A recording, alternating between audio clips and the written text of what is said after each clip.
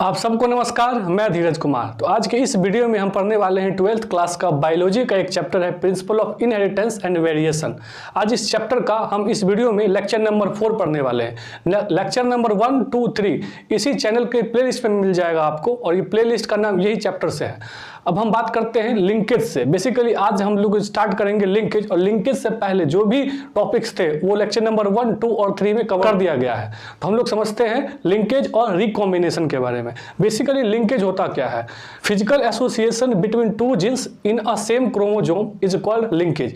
Basically क्या होता है कि एक क्रोमोजोम पे दो जीन है, बहुत सारे जीन होंगे, यानी कि सेम क्रोमोजोम पे दो जीन के बीच में जो फिजिकल एसोसिएशन है, उनका रिलेशनशिप है, उसी को बोला जाता है लिंकेज। बेसिकली होता क्या है, जो जीन का लिंकेज यानी कि जो जितने पास होंगे वो ज़्यादा उतना ही ज़्यादा लिंक होगा आपस में, और रिकॉम्बिनेशन ज़्यादा कम बनाएगा। यानी कि जब वो अगले जनरेशन में जाएगा तो उसका चांसेस काफ़ी कम हो जाएगा, ना के बराबर हो जाएगा उसमें रिकॉम्बिनेशन होने का, यानी कि क्रॉसिंग ओवर होने का। यानी कि distance of gene directly proportional होता है crossing over, distance of gene indirectly proportional होता है स्ट्रेंथ ऑफ जीन। दूसरा टर्म आता है इसमें रिकॉम्बिनेशन, यानी कि जो लिंकेज है या फिर रिकॉम्बिनेशन है, इन सारे शब्द, इन सारे वर्ड, इन सारे टर्म को जिन्होंने दिया था उनका नाम था टी.एच. मॉर्गन। टी.एच. मॉर्गन ने लिंकेज शब्द दिए, रिकॉम्बिनेशन शब्द दिए। बेसिकली रिकॉम्बिनेशन का मतलब होता है non parental gene combination. Basically जब एक जनरेशन से दूसरे जनरेशन में कोई ऑफस्प्रिंग बनेगा किसी पेरेंट का, तो उसमें वो पेरेंट से थोड़ा सा अलग होगा, उसी को बोलते हैं रिकॉम्बिनेशन। जैसे कि आप इस पिक्चर में देख पा रहे होंगे, एक क्रोमोजोम है जिसमें ए जीन है, डी जीन है, बी जीन है और सी जीन है। इसमें अगर आप देखेंगे आप, तो ए डी की दूरी काफी कम है, यानी कि ए और डी का लिंकेज काफी स्ट्रांग होगा। किसके कंपेयर में? ए और बी के कंपेयर में। और वही ए और बी का जो लिंकेज होगा वो स्ट्रेंथ ज्यादा होगा कंपेयर टू ए एंड सी, यानी कि ए एंड डी जो जीन होंगे वो रिकॉम्बिनेशन का भाग नहीं होंगे। यानी कि जब एक जनरेशन से दूसरे जनरेशन में जाएगा तो रिकॉम्बिनेशन काफी कम बनेगा। एक्चुअली मॉर्गन जी ने इस लिंकेज के बारे में जो बताया था वो ड्रोसोफिला पे उन्होंने इसका एक्सपेरिमेंट किया था। अब ड्रोसोफिला में आपको पता है कि जो मेल होता है वो XY होता है और फीमेल जो होता है वो XX होती है। बेसिकली इसमें ना इनका 3 कैरेक्टर लिया गया था और X क्रोमोजोम पे इन्होंने रिसर्च किया था। अब वो जो 3 कैरेक्टर थे वो ड्रोसोफिला का कलर था, यानी कि स्किन का कलर, और दूसरा जो था वो आई का कलर था, और तीसरा इसका विंग के साइज के लिए कैरेक्टर लिया गया। ये तीनों कैरेक्टर सेम क्रोमोजोम पे होते हैं, और जो स्किन का कलर, आई कलर है, ये थोड़े से पास होते हैं, लेकिन वही अगर जो विंग का जो साइज होता है वो थोड़ी सी दूरी पे होती है। अब इन्होंने डाई हाइब्रिड क्रॉस लगाया था। अब जैसे कि मैंने बताया, यहाँ पे इन्होंने 3 कैरेक्टर को लिया था, जो आई का कलर था, और जो स्किन का कलर था, और जो विंग का साइज था। अगर हम स्किन कलर की बात करें तो जो ब्राउन कलर का होता है वो डोमिनेंट होता है, और जो येलो कलर का होता है वो रिसेसिव होता है। अगर मेंडल होते तो इसको ये कैपिटल बी स्मॉल बी से दर्शाते, लेकिन इन्होंने, मॉर्गन जी ने कुछ अलग किया। इन्होंने जो वाई वाला है, यानी कि जो येलो होता है उसको वाई बोल दिया, और डोमिनेंट को बोल दिया वाई प्लस, यानी कि वाई जो होगा वो रिसेसिव होगा और वाई प्लस डोमिनेंट हो जाएगा। वही सेम चीज इन्होंने आई कलर के साथ किया। आई कलर जो होता है ड्रोसोफिला में, रेड वाला जो होता है वो डोमिनेंट होता है, और रिसेसिव जो होता है वो व्हाइट होता है। एक्चुअली डब्लू को इन्होंने रिसेसिव मान लिया और डब्लू प्लस को इन्होंने डोमिनेट ले लिया। वही अगर विंग साइज की बात करेंगे तो जो नॉर्मल जो होता है उसको डोमिनेंट बोलते हैं, और जो थोड़ा सा छोटा यानी कि मिनिएचर होता है उसको रिसेसिव माना जाता है। यानी कि जो M हो गया वो रिसेसिव हो गया, और M प्लस हो गया वो डोमिनेंट हो गया। Actually Mendel perform 2 cross in a Drosophila. उसमें आप जैसे कि देख पा रहे होंगे NCERT का एक पिक्चर दिया हुआ है, काफी लोगों को समझ में नहीं आता इस पिक्चर के बारे में। अब जैसे कि क्रॉस A की अगर हम बात करें तो यहाँ पे आपको दिख रहा होगा Y और W, इन दोनों का जो दूरी है वो काफी कम है। और वही अगर जब ये नेक्स्ट जनरेशन में यानी कि F1 जनरेशन में जाएगा तो वहां पे जो रिकॉम्बिनेशन होता है वो काफी कम बनेगा। क्यों बनेगा? क्योंकि ये काफी सटे हुए जीन है, दोनों के जीन के डिस्टेंस में काफी कमी होने की वजह से जो रिकॉम्बिनेशन बनेगा वो करीब 1.3% बनता है। और जो पेरेंटल टाइप, यानी कि जैसा पेरेंट्स है उसका जो बच्चा होगा वो पेरेंट्स के टाइप ही बनेगा, ये करीब पेरेंटल टाइप्स जो होगा वो 98.7% होगा। अतः यह सिद्ध होता है कि अगर लिंकेज मजबूत होगा तो पेरेंटल टाइप ही बनेगा। अगर वही आप क्रॉस बी में देख रहे होंगे तो W और M जहां आप देख पा रहे होंगे येलो कलर में, यहाँ इन दोनों के बीच की दूरी थोड़ी सी ज्यादा है, लिंकेज यानी कि कम होगा, और लिंकेज कम होने की वजह से लिंकेज दूरी जो है इसमें काफी दूरी है, इस वजह से ये रिकॉम्बिनेशन देखिए कितना ज्यादा इंक्रीज हो जाता है। क्रॉस A में जहां हमने देखा रिकॉम्बिनेशन टाइप 1.3 बनता है, और यहाँ पे रिकॉम्बिनेंट 37.2% बन गया और जो पेरेंटल टाइप है वो करीब 62.8% बन गया। इससे ये स्पष्ट हो जाता है कि बेसिकली जो जितने आपस में जीन टच में रहेंगे, जितने आपस में दोनों के बीच में लिंकेज होगी, उतने ही ज्यादा रिकॉम्बिनेशन कम बनती है, जैसे कि आप इस फिगर से समझ पा रहे होंगे। अब एक इन्हीं के शिष्य थे, इन्हीं के स्टूडेंट, उन्होंने क्या किया कि उन्होंने एक रिकॉम्बिनेशन फ्रीक्वेंसी निकाली, जैसा कि आप फोटो में देख पा रहे होंगे इस पिक्चर में। बेसिकली होता है कि total number of recombination upon total number of offspring multiplied by 100। यानी कि आप ऐसा समझ लीजिए कि बायो में अगर किसी बच्चे को 100 में 50 नंबर आता है तो आप उसको कैसे कैलकुलेट करोगे, 50 अपॉन 100 इंटू 100, तो ये हो जाएगा 50% टोटल। ठीक इसी प्रकार यही करेंगे, यानी कि जो रिकॉम्बिनेशन होगा वो टोटल जो बच्चा होगा, जो ऑफस्प्रिंग आएंगे वो 20 हो जाएगा। तो इसमें अगर आप मल्टीप्लाई बाय 100 करोगे तो टोटल 25% रिकॉम्बिनेशन फ्रीक्वेंसी आती है। अब इन्होंने बोल दिया जो जितना परसेंटेज आएगा, जितना रिकॉम्बिनेशन फ्रीक्वेंसी आएगी, हम मान लेंगे कि दोनों जीन के बीच की दूरी इतना ही है, और अपने ग्रुप के सम्मान में उन्होंने इसका जो मात्रक दिया वो दिया।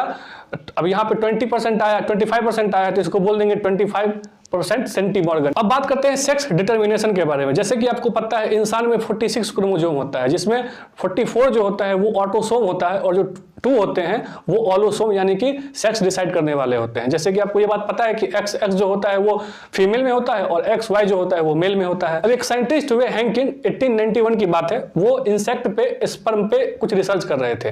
तो स्पर्मेटोजेनेसिस जब हो रहा था, यानी कि स्पर्म का फॉर्मेशन हो रहा था, तो उन्होंने देखा कि स्पर्मेटोजेनेसिस, आफ्टर स्पर्मेटोजेनेसिस स्पर्म में कुछ एक स्ट्रक्चर मिल रहा है, आधे में मिल रहा है लेकिन आधे में वो स्ट्रक्चर नहीं मिल रहा है। तो उन्होंने उस टाइम पे उसको एक्स बॉडी बोल दिया। बेसिकली एक्स, जैसे कि मैथ्स में भी आप देखते होंगे कि अगर किसी चीज को मानना होता है तो उसको एक्स मान लेते हैं, तो उस टाइम पे उन्होंने एक्स मान लिया इस बॉडी को। बाद में जाकर के उन्हीं के सम्मान में इस एक्स को एक्स क्रोमोसोम कहा गया। आपको जैसे कि पता है कि जब भी गैमेट बनता है तो वो हैप्लॉइड में होता है, और आपको पता है कि एक्स वाई में एक्स आधा ही जाता है, आधे में एक्स होता है आधे में वाई होता है। तो ये चीज हैंकिंग जी ने बताई थी। अब हम समझते हैं सेक्स डिटर्मिनेशन में बेसिकली मेल हेट्रोगैमी के बारे में, यानी कि जो मेल होगा वो हेट्रोगैमी होगा और फीमेल जो होगा वो सेम होगा। यानी कि जैसे कि आप देख पा रहे होंगे कि मेल जो होगा यहाँ पे आपको एक्स वाई दिख रहा है, यानी कि मेल हेट्रोगैमी है, और फीमेल यहाँ पे एक्स एक्स हो जाती है। तो यहाँ पे आपको 2 एग्जाम्पल याद रखने, एक तो हम लोग हो गए ह्यूमन और दूसरा हो जाता है इसमें ड्रोसोफिला, जिसकी बात अभी मैंने थोड़ी देर पहले कर दी थी। अगर आप करोगे बात इसी में, एक होता है इसमें एक्स वाई मेल में होता है, एक्स 0 यानी कि एक ही क्रोमोसोम होता है, क्रोमोसोम का जो नंबर होता है वो कम हो जाता है। ये आपको ग्रास ऑपर में देखने को मिलता है। वही अगर आप फीमेल हेट्रोगैमी की बात करोगे तो इसमें एक ZW होता है, ये चूंकि हेट्रोगैमी हो गया, और ZZ जो होता है वो मेल में होता है। इसका एग्जांपल बर्ड्स होता है, बहुत सारे बर्ड्स में ZW जो होता है वो फीमेल के लिए होता है क्रोमोसोम, और ZZ जो होता है वो मेल के लिए होता है। वहीं पे ZW फीमेल के लिए होता है और Z0 जो होता है वो मेल के लिए होता है, यानी कि एक क्रोमोसोम कम हो जाता है। आपको बहुत सारे बटरफ्लाई में आपको ये चीज मिलने वाली है। और तीसरा होता है हैप्लोडिप्लॉइडी। हैप्लोडिप्लॉइडी बेसिकली हनी बी में होता है। जैसे कि आपको पता है कि 32 क्रोमोसोम होते हैं बी में, 2n = 32, यानी कि इसमें 16 पेयर होंगे, 32 क्रोमोसोम होगा। अब इसमें मियोसिस होगा, जब इसमें मियोसिस होगा तो n = 16 हो जाएगा। लेकिन आपको पता होना चाहिए कि जो ड्रोन होते हैं, जो मेल बी होते हैं, उनमें n = 16 होता है, यानी कि उनका जो क्रोमोसोम होता है वो हमेशा हैप्लॉइड होता है, और उसमें माइटोसिस होता है और n = 16 बन जाता है। अब क्या होता है कि ये जो N16 बना है मियोसिस से, यानी कि फीमेल वाला, और जो N = 16 बना है मेल वाला पार्थिनोजेनेसिस से, ये दोनों फर्टिलाइज हो जाएंगे और 2n = 32 हो जाएंगे। ये सारे के सारे फीमेल बनेंगे, और हर 4-5 साल में ये क्वीन चेंज होते रहते हैं। बाकी सब जो वो हनी भी होते हैं, यानी कि इसी को दोनों टाइप से हो रहा है, इसलिए इसको हैप्लोडिप्लॉइडी बोला जाता है। अब हम बात करते हैं नेक्स्ट टॉपिक के बारे में, जिसका नाम है म्यूटेशन। अब म्यूटेशन क्या होता है कि किसी भी जीन में अगर किसी तरह का प्रॉब्लम हो जाए, कुछ चेंजिंग हो जाए, तो उसको म्यूटेशन बोला जाता है। यानी कि म्यूटेशन यानी कि डीएनए में अगर कोई चेंजिंग होगी तो जीनोटाइप में चेंज होगा, और जीनोटाइप चेंज होगा तो फिनोटाइप चेंज हो जाएगा, यानी कि वो वेरिएंट हो जाएगा। यानी कि आपको पता होना चाहिए कि वेरिएशन म्यूटेशन के साथ, रिकॉम्बिनेशन के साथ तो होता ही है, साथ ही साथ म्यूटेशन के साथ भी होता है। अब ये जो म्यूटेशन होता है वो 2 टाइप के होते हैं, एक क्रोमोसोमल म्यूटेशन होता है और एक जीन म्यूटेशन होता है। ये जो क्रोमोसोमल म्यूटेशन होता है वो फिर यहाँ पे 2 टाइप के हो जाते हैं। अब अगर क्रोमोसोम में अगर प्रॉब्लम हुआ, क्रोमोजोम का अगर स्ट्रक्चर चेंज हो गया तो उसको क्रोमोजोमल एब्रेजन बोलते हैं। कैंसर में बेसिकली यही देखा जाता है, यानी कि जो क्रोमोजोम का जो साइज होता है कुछ ऐड हो जाता है कुछ डिलीट हो जाता है, यानी कि कुछ जीन उसमें से ऐड और डिलीट हो जाते हैं। कैंसर में बेसिकली देखा जाता है। और वही अगर आप बात करोगे दूसरे टाइप का होता है जीनोमैटिक, यानी कि इसके नंबर में चेंज आएगा। बात समझिएगा, अगर स्ट्रक्चर में चेंज आएगा तो उसको बोलते हैं बेसिकली यहाँ पे क्रोमोजोमल एब्रेजन, लेकिन अगर क्रोमोजोम के नंबर में चेंज हो जाता है तो उसको बोलते हैं जीनोमैटिक। आपको मैट्रिक यानी कि मैथ से थोड़ा सा रिलेटेड नंबर से रिलेटेड दिख रहा है तो इसको जीनोमैटिक याद रख लेंगे। और जीनोमैटिक फिर दो टाइप का हो जाएगा, एक हो जाएगा यूप्लॉइडी। यूप्लॉइडी का मतलब होता है कि पूरा क्रोमोजोम का सेट ही चेंज हो गया, यानी कि 16 क्रोमोजोम थे तो 32 हो गया, 64 हो गया, 32 था तो 16 हो गया, यानी पूरा का पूरा सेट ही चेंज हो जाता है। तो ये इसका एग्जांपल यूप्लॉइडी होता है।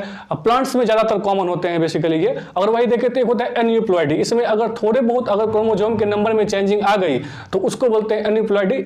तीन बेसिकली हम लोगों को इसमें सिंड्रोम पढ़ना है, लाइक जो Turner syndrome, down syndrome, Klinefelter syndrome. तो अब हम इस क्रोमोजोम के बारे में समझते हैं। उससे पहले आप एक जीन म्यूटेशन भी मैंने बताया था। एक्चुअली इसमें एक होता है अगर न्यूक्लियोटाइड में थोड़ी सी चेंजिंग हो जाती है तो उसको पॉइंट म्यूटेशन बोलते हैं, जिसका एग्जांपल सिकल सेल एनीमिया होता है। इसके बारे में भी हम आगे समझने वाले हैं। अभी हम बस बात करते हैं तीन सिंड्रोम के बारे में। पहला हम लोग समझते हैं डाउन सिंड्रोम। डाउन सिंड्रोम जैसे कि आपको मैंने बता दिया, ये अनइप्लॉइडी होता है, जीनोमैटिक होता है, क्रोमोजोमल म्यूटेशन इसमें होता है।